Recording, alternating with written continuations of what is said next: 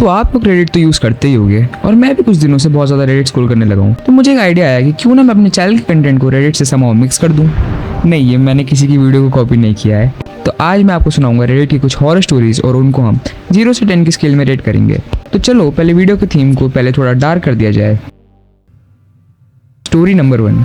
तो क्या हो अगर आप एक दिन अपना नाम गूगल करो और आपको कुछ ऐसा दिख जाए जो आपके रोंगटे खड़े कर दे और आपको एक लाइफ टाइम का ट्रॉमा दे दे। कुछ ऐसा ही होता है हमारे पहले रेडिट यूजर के साथ। अपना नाम गूगल मत करना। क्यों? क्योंकि शायद जो मिलेगा वो तुम्हें बिल्कुल पसंद ना आए। एक दिन मैं बोर हो रहा था तो मैंने सोचा चलो अपना ही नाम गूगल पे सर्च करता हूँ। मेरा नाम काफ़ी रेयर है तो मुझे लगा ज़्यादा रिजल्ट्स नहीं आएंगे, लेकिन मेरी आंखें खुल गई जब मुझे एक वेबसाइट मिली जिसमें मेरा पूरा नाम डोमेन था www.meranam.com। क्लिक किया तो एक मैसेज बोर्ड खुल गया। मैं उस वेबसाइट के ओनर का प्रोफाइल देखने लगा और शॉक तब लगा जब देखा कि उसकी एज मेरी ही एज थी, हॉबीज और इंटरेस्ट्स भी मेरे जैसे ही। वहां कोई पोस्ट्स नहीं थी, पर क्यूरियोसिटी के चक्कर में मैंने साइट को फेवरेट्स में डाल लिया। 1 महीने बाद जब मैंने दोबारा साइट खोली तो अब कंटेंट था कुछ डायरी एंट्रीज, जैसे आज मौसम अच्छा था या ऑफिस में बहुत बोर हो रहा हूं, नॉर्मल सी चीजें। लेकिन धीरे धीरे मुझे कोइंसिडेंसेस दिखने लगे। वो बंदा मेरे ही शहर में रहता था और सोचो, इतना रेयर नाम और वही सिटी वही टाइम, स्ट्रेंज था। फिर एक दिन मैं बेसबॉल गेम देखने गया। शाम को जब साइट चेक की तो डायरी में लिखा था कि वो वही मैच देखने गया था। पहले तो लगा कोइंसिडेंस होगा क्योंकि शहर में बहुत फैंस होते हैं, लेकिन ये कोइंसिडेंसेस खत्म ही नहीं हो रहे थे। उसने अपने डॉग का जिक्र किया, नाम वही जो मेरे चाइल्डहुड डॉग का था। उसने अपनी कार का फोटो डाला, वही मॉडल जो मैंने कॉलेज में चलाई थी। एक रेस्टोरेंट मेंशन किया, वही रेस्टोरेंट जहां मैं अपनी पुरानी जॉब के टाइम हमेशा जाता था। फिर एक दिन बोर्ड पे लोगों ने लिखा हैप्पी बर्थडे, और वो मेरा बर्थडे भी था। मैंने सोचा चलो मैं भी कमेंट करता हूं, हैप्पी बर्थडे बोल के बता देता हूं कि हमारा नाम सेम है।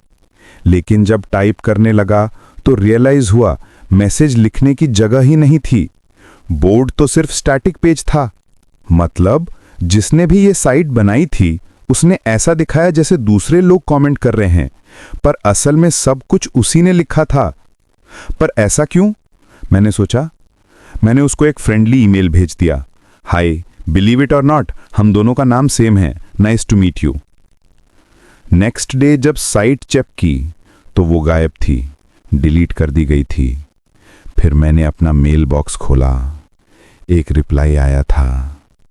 मैंने खोला और मेरी रगों में ठंड सी दौड़ गई। बस इतना लिखा था, फाउंड यू। तो इस स्टोरी का प्लॉट काफ़ी अच्छा था और काफ़ी सस्पेंस भी थी इस स्टोरी में। तो इसे मैं रेट करूंगा 7 आउट ऑफ 10। Story number 2। तो क्या हो अगर आप एक दिन अपनी नानी के घर जाएं और आपकी नानी बहुत वियर्ड एक्ट करने लगे। जब मैं 6-7 साल का था, मेरी दादी के बैकयार्ड में एक बहुत बड़ा ओक ट्री था। अब वो कट कर दिया गया था। उस एरिया में ओक ट्रीज कॉमन थे, लेकिन ये ट्री कुछ अलग ही था। इसका बार्क उतार दिया गया था, पूरा ग्रे ऐश कलर का लगता था। कभी पत्ते नहीं देखे मैंने इस पे, और हर बार जब मैं जाता वो लाइफलेस सा नजर आता। मुझे बैकयार्ड में अकेला खेलना पसंद नहीं था। उसके ब्रांचेस हमेशा ऊपर से जैसे मुझे घेर रहे होते। ब्राइट सनी दिन में भी वो डार्क लगते। एक दिन बोर होके मैं बाहर गया और टायर स्विंग पे बैठ गया। एक सिंपल सी चीज। दादी किचन में बर्तन धोते हुए मुझे विंडो से देख रही थी। उस विंडो से पूरा बैकयार्ड दिखता था। मैं धीरे धीरे स्विंग करने लगा। हर बार आगे पीछे जाने पर ब्रांचेस से क्रोक और स्क्वीक की आवाज आती।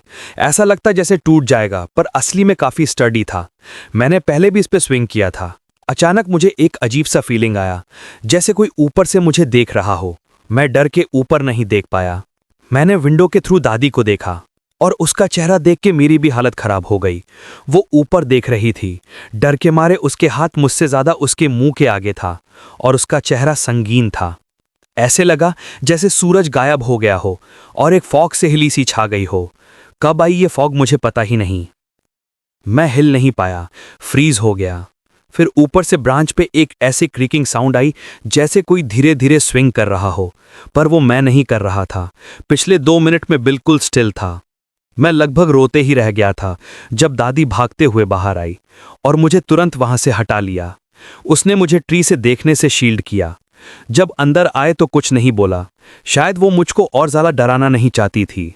कुछ महीने बाद उस ट्री को काट दिया गया और दादी ने घर छोड़ दिया। कई साल बाद जब मुझे वो इंसिडेंट याद आया, मैंने दादी से पूछा क्या हुआ था। उसने गहरी सांस ली और मुझे लगा वो अभी भी बताने से कतरा रही है। फिर उसने एक ऐसा जवाब दिया जो सुन के मेरी रातों की नींद खराब हो गई। वहां एक औरत अपने गले से लटकी हुई थी। उसकी गर्दन बिल्कुल ट्विस्टेड थी और हड्डी उसकी स्किन से बाहर निकल रही थी, पर वो डेड नहीं थी। उसकी आंखों में मौत सी थी और वो सिर्फ तुम पर फिक्स थी। तुम तक पहुंचने के लिए स्ट्रगल कर रही थी। जब मैं वहां पहुंची तो उसने अपने ही खून को घलाते हुए चोक करना शुरू कर दिया। ये सुन के मैं खुश हूं कि दादी ने मुझे उस चीज को देखने से रोका। मैं कभी वापस उस तरफ नहीं गया और मैं खुश हूं कि वो ट्री कट कर दिया गया। कम से कम अब कोई और बच्चा वो एक्सपीरियंस ना करे। मैंने थोड़ा रिसर्च किया तो पता चला कि इस घर में पहले एक कपल रहते थे। हस्बैंड ने वाइफ को मारा, उसकी गर्दन तोड़ दी और फिर उसको ट्री पर लटका दिया ताकि वो सुसाइड लगे। कहानी के हिसाब से वो हस्बैंड ठीक दिमाग में नहीं था। अब सोचता हूं अगर मैं उस दिन ऊपर देख लेता तो शायद मैं आज यहां नहीं होता था। स्टोरी से जेन्युइनली कोई डर तो नहीं लगा, लेकिन फर्स्ट हाफ में नानी का बिहेवियर काफ़ी इंटरेस्टिंग था, तो इसे मैं रेट करना चाहूँगा 4 out of 10। Story number 3। Just imagine करो कि आप अपने रूम में सो रहे हो और आपकी नींद रात एक एग्जैक्ट टाइम पर खुले, जैसे 2:30, और ये सिर्फ एक दिन के लिए नहीं लेकिन लगातार कई दिनों तक होते रहे, तो आप क्या करोगे? पिछले 30 दिन से हर रात एग्जैक्टली 2:34 बजे मुझे एक बच्चे की चीख से जगाया जा रहा था। हर एक रात 30 रात लगातार। लगभग 5-6 साल का एक लड़की जैसा लगता है वो आवाज। मैं एक छोटे से नेबरहुड में रहता हूँ। यहाँ के सब लोगों को मैं जानता हूँ। अगर पूछा जाए तो मैं सबके नाम बिना सोच समझे बता सकता हूँ। मुझे पक्का पता है कि यहाँ पे जो भी बच्चे रहते थे वो सब अब 25+ हो चुके हैं और नए जॉब्स के लिए शहर छोड़ चुके। पिछले 12 सालों में कोई नया वहां नहीं आया। कम से कम मुझे ऐसा लगा तब तक कि पिछली रात जब मैंने फिर से विंडो से बाहर देखा। पिछले साल से विडो हूँ। मैं अकेली रहती हूँ। सिर्फ मेरा कैट साथ रहता है जो पूरे टाइम सो रहा था और कुछ फील नहीं किया। मैंने विंडो का फॉग वाइप किया और अंधेरी लेन में देखा। रोड के बीच में एक छोटा पतला सा बच्चा खड़ा था। सब कुछ नॉर्मल लग रहा था, बस एक वियर्ड चीज थी, उसकी आंखें। धीमी रोशनी में भी वो आंखें क्लियरली दिख रही थीं, बिल्कुल सफेद, लगभग ग्लो कर रही हों। ना कोई प्यूपिल दिखा, ना कभी ब्लिंक किया, सीधा आगे स्टेयर कर रहा था। अचानक वो गिर गया और एक और चीख मेरे कान तोड़ने वाली लगी। आसपास कोई था ही नहीं जो उसको धक्का दे सकता, ना कोई कार। ऐसा लगा जैसे तेज हवा उसे गिरा दे। लेकिन रात बिल्कुल शांत थी। मैंने सोचा बाहर जाके चेक करूं, पर दिमाग का एक हिस्सा बोल रहा था कुछ तो सही नहीं है। मैं वहीं रुका और उस छोटे को जमीन पर पड़ा देखा। सांस लेने का कोई निशान नहीं था। सच में वो डेंजर में हो सकता था। मैंने फोन उठाया, ऑन किया, सिग्नल नहीं। फिर जब मैंने वापस देखा तो वो गायब हो गया, बिल्कुल हवा में गायब। मैं अपने आप को समझाकर वापस बेड में गया। जैसे ही मैंने कवर्स खींच के अपने ऊपर लिए, दरवाजे पर 2 जोर से ठोकते हुए आवाज आई। मैं सीधा बैठ गया। फिर किसी ने 3 बार ठोका। मैंने बेड के नीचे से अपनी गन निकाली जो मैं वहां रखती थी। चौथा जोर से ठोक, बिल्कुल क्लियर। मेरे दिमाग में सब चीजें जोड़ने की कोशिश चल रही थी। तब मुझे एहसास हुआ, हर रात 2:34 पे एक चीख, फिर 2 नॉक्स, फिर 3, फिर 4। मेरा डर बढ़ गया। दरवाजा जोर से खुला और मुझे सब कुछ याद नहीं रहा। मैं ब्लैकआउट कर गई। अगला पल हॉस्पिटल में थी।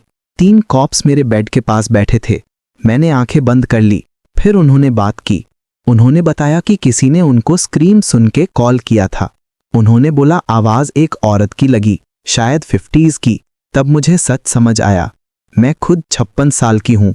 हर रात किसी की चीख सुन रही थी, जब तक महीने के एंड पे मेरी बारी नहीं आई थी। मैंने कॉप्स से पूछा, क्या किसी को पकड़ा? उन्होंने कहा नहीं। किसने कॉल किया? एनोनिमस। एक ही क्लू मिला था। रोड के बीच में एक रिंग मिली जिसमें लेटर्स RW एनग्रेव्ड थे। RW। मैं दिमाग घुमाती रही किन लोगों के इनिशियल्स हो सकते हैं। सिर्फ एक ही बंदा मैच हुआ, मेरा मरा हुआ हस्बैंड रॉबर्ट वाइट। उन्होंने रिंग दिखाई। मैंने उसको हाथ में लिया। मैं उस रिंग को पहचानी।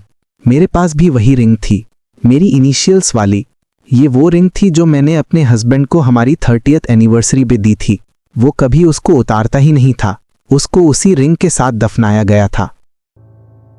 तो लेट्स बी ऑनेस्ट, मुझे स्टोरी कुछ खास करी तो नहीं लगी और मोस्ट प्रोबेबली ये स्टोरी फेक है, तो इसे मैं रेट करूंगा 2/10।